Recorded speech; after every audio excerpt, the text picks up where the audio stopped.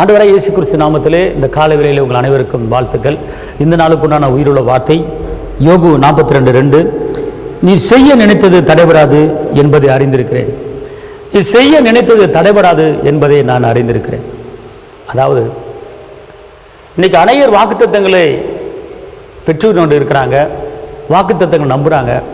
ஆனால் நம்முடைய உள்ளத்திலே கர்த்தர் எனக்கு செய்ய போகிறாரு என்பதை நீங்கள் அறிந்து தெரிந்து வைத்திருக்கணும். செங்கடலை பிளந்தவர் என் வாழ்க்கையை அற்புதம் செய்வார் என்பதை நீங்கள் அறிஞ்சிருக்கணும். கசப்பான தண்ணீரை மதுரமாக மாற்றினவர் என் வாழ்க்கையில் அற்புதம் செய்வார் என்பதை அறிந்திருக்கணும். 5:2 மணி பெருகுபடின கர்த்தரை என்னுடைய வாழ்க்கையில் அற்புதம் செய்வார் என்பதை நீங்கள் அறிஞ்சிருக்கணும். காணா ஒரு கல்யாணத்தில் பச்சை தண்ணியை ரசமாக மாற்றி அற்புதம் செய்தவர் என் வாழ்க்கையில் அற்புதம் செய்ய என்பதை அறிந்திருக்கணும்.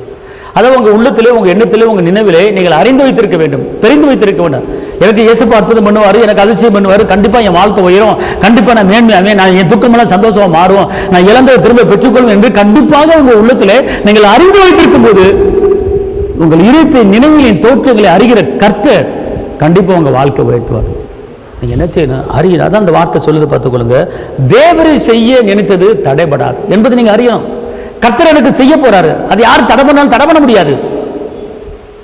திறந்த வாசல் உனக்கு முன்பா வச்சிருக்கிறேன், யாரு பூட்ட நடத்தல் பூட்ட முடியாது என்பதை நீங்க அறிஞ்சு வச்சிருக்கணும். உன் துக்கம் சந்தோஷமா மாறும் என்பதை நீங்க அறிஞ்சு வச்சிருக்கணும். அது சீக்கிரத்தில் நீங்க போது உங்க உபத்திரவம் நீங்க அறிஞ்சு வச்சிருக்கணும். உனக்கு உரமா உருவாக்கப்படுகிற எந்த ஆயுதமோ அது வாய்க்காத போகும், அதை நீங்க அறிஞ்சு வச்சிருக்கணும். ஒரு வழியா வருகிற போராட்டம் 7 வழியா ஓடி போகும் என்பதை நீங்க அறிஞ்சு வச்சிருக்கணும். என் தேவன் தம்முடைய மகிமையை ஐஸ்வர்யத்தின்படி என் குறைகள் எல்லாவற்றையும் கிறிஸ்து இயேசுவுக்குள் மகிமையை நிறைவாக்கிட்டார் என்பதை நீங்கள் அறிஞ்சு வச்சிருக்கணும். நீங்கள் தெரிந்து அறிந்து வைக்கும் போது தான் உங்களுக்கு விடுதலை. நீங்க தெரிந்து அறிந்து வைக்கும் போது தான் உங்களுக்கு சுகம். நீங்க தெரிந்து அறிந்து வைக்கும் போது தான் உங்களுக்கு மீட்பு. காண்டாமிருத்துக்குண்டான ஒத்த பலன் எனக்கு இருக்கிறது என்பதை நீங்கள் அறிந்து கொள்ளணும்.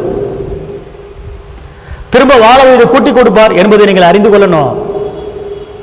என் சரீரத்தில் இருக்கிற எலும்பெல்லாம் நினமுள்ள எலும்பாய் மாறி இருக்குது என்பதை நீங்கள் அறிந்து கொள்ளணும். நான் வெளியே புறப்பட்டு போய் கொளுத்த கன்றுகள் போல வளருவேன் என்பதை நீங்கள் அறிந்திருக்கணும். நான் செய்கிற காரியமெல்லாம் வாய்க்கும் என்பதை நீங்கள் அறிந்திருக்கணும். நீங்கள் பைபிள் படிப்பது பெரிய காரியம் கிடையாது. அந்த வசனங்களையும் அந்த வாக்குத்தத்தங்களையும் அந்த அற்புதங்களையும் அந்த அதிசயங்களையும் உங்கள் உள்ளத்தில் ஏற்றுக்கொண்டு அதை நீங்கள் அறிந்து அதை தெரிந்து அதன்படி நீங்கள் உணரும் போது அதுக்குண்டான ஆசீர்வாதத்தை கர்த்தர் உங்களுக்கு கொடுப்பார். ஆமென். அதனால பயப்படாதிருங்கள், கர்த்தர் உங்களுக்கு கொண்டு பெரிய காரியங்களை செய்வார். நான் உங்களுக்காக ஜெபிக்கிறேன். கர்த்தரை நீங்கள் அறிந்து கொள்ளுங்க, அவர் எப்படிப்பட்டவர், அவர் பெரிய காரியத்தை உங்களுக்கு செய்வார். நான் உங்களுக்காக ஜெபிக்கிறேன். தகப்பனே இயேசுவே, நன்றியோடு துதிக்கிறேன், ஸ்தோத்திரிக்கிறேன், உன்னதரையுமே துதிக்கிறேன், அற்புதரையுமே துதிக்கிறேன், அதிசயமானவரையுமே துதிக்கிறேன், கரம்பிடித்தவரையுமே துதிக்கிறேன். இந்த வேளையிலே ஆண்டவரே, நீர் ஆண்டவரே கர்த்தாவே அற்புதம் செய்வர், நீ செய்ய நினைத்தது தடைபடாது என்பதை நான் அறிஞ்சு வச்சிருக்கிறேன் தகப்பனே.